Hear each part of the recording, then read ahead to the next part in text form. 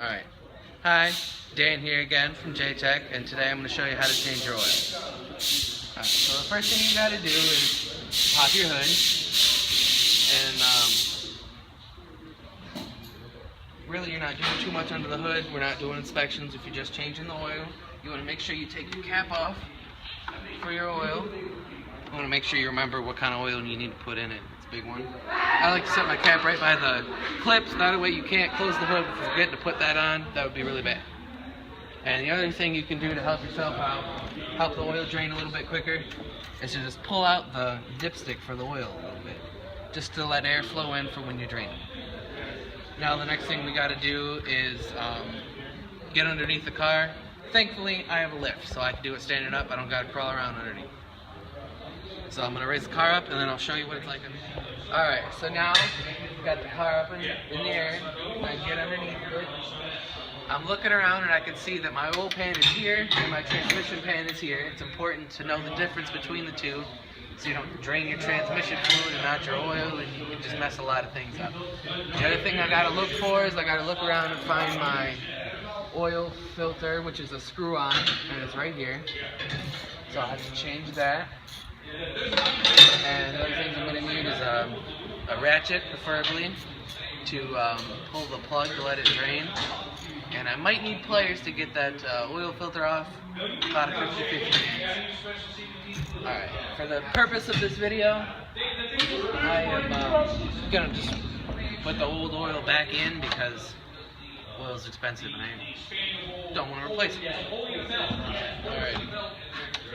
So the first thing I'm going to do is pull off the old oil filter, which is up here.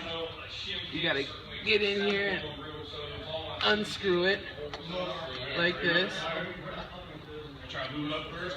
and then pull it down.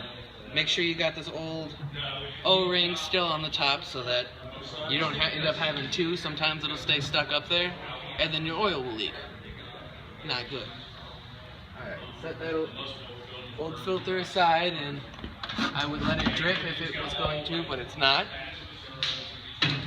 So since that's not dripping, I can just move my drain bucket over here. I got my 16mm socket. It will be good to pull the plug on this. And obviously last time someone changes oil, they over torque this drain plug. So now that it's loose, it should come out by hand.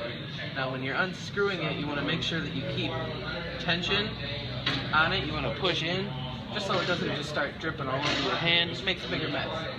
So you keep it pushed in while you're unthreading it until you hear it click, like it just is. Do it, then you can pull the drain plug away real quick and have it drain without getting all over you. Like that.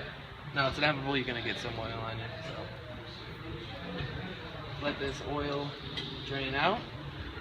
I set my plug over here, and now we went good. Alrighty, so you would want to let it drip out a little bit more, but this is an instructional video and I'm impatient. So I'm going to put the plug back in now. Alright, you would normally want to let this drip out a little bit more. Maybe rotate the tires or something. Put the plug back in, push it in right away. It should stop dripping. It should form a seal pretty good with just the threads in there. Screw this back in here. And it's tempting just to use a normal socket and tighten it back up. And that's what I did for years until I broke it. So what you want to do, you're going to grab a torque wrench like this one. It is adjustable and you can set, so you can only tighten it so much.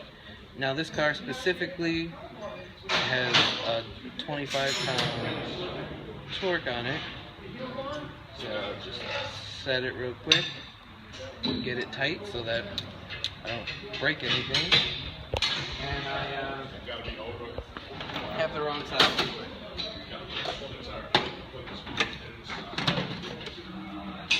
Come in here,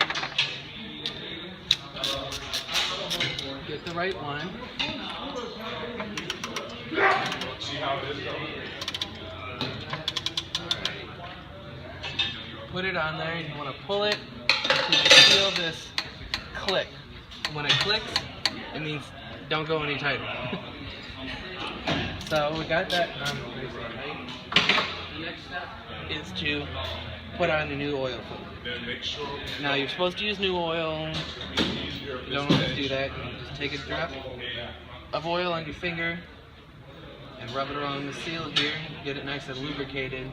If it's too dry, sometimes it doesn't seal. Alright, so you gotta just take that back and spin it back on up here until it's nice and tight, but you only want to do it hand tight, never tighten it down with a wrench. It might not come off again.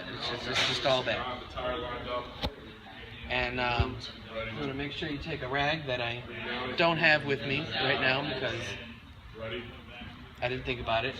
And you really want to wipe all this off, because if you're doing a customer's car and you don't wipe this off and you get just a couple drips from where it was draining on their driveway, they're going to come back and be mad that their oil's leaking. It's your fault when nothing's wrong. So wipe it off, make sure everything's nice and clean, and then it's time to go back up top. Alright, so now we've got the car lowered back down, and it's time to put oil back in. You want to make sure you go on Pro Demand or even just the owner's manual in the glove box. It'll tell you exactly how much oil you need to put in.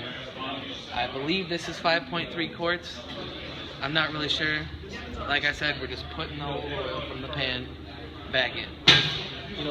Now it is best to do that with a funnel, because it is dirty and you don't want to spill it and get it everywhere. So I gotta pour the oil from this old pan. It's much easier if you have a jug.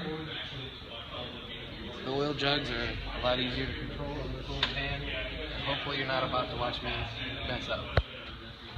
Alright, still shooting. So now I dumped all my oil back in. I got to get this out of the way. I'm trying to keep the engine as clean as possible. Now it's very important that you remember to put this cap back on. If you don't, you're going to break something. Dipstick, I got to push that back in too. And you got to start the car, let it cycle the oil through everything for a second so you can get it accurate.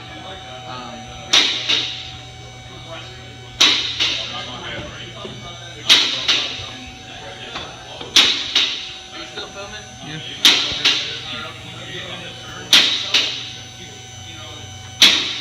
Alright, so you want to have it run for 10-15 seconds.